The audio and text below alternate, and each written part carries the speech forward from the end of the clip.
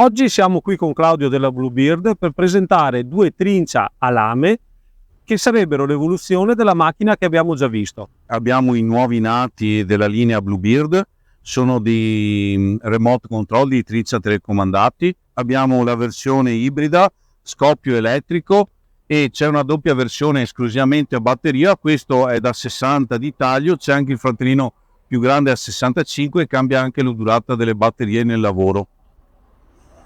Partiamo da quello a scoppio, motore 452 cc, ha una larghezza di ingombro di 1,10 m per una profondità di 1 metro. La lama può muoversi su un corrispettivo di altezze da un 12 cm a un 3 cm a 3 cm di altezza. Abbiamo un piatto da 70 cm. Qui abbiamo invece il modello da 60 cm di taglio, quindi abbiamo un ingombro di 1 metro per 1 metro di profondità. Durata della batteria circa 4 ore di lavoro continuativo. Il fratellino più grande invece, che è similare all'esteticità, cambia solo la larghezza e 5 cm più largo, arriviamo quasi a 8 ore di lavoro continuativo. Dobbiamo specificare che come apparato di taglio hanno delle lame. Abbiamo una lama sotto con agli apici 2 lame flottanti in entrambi i casi.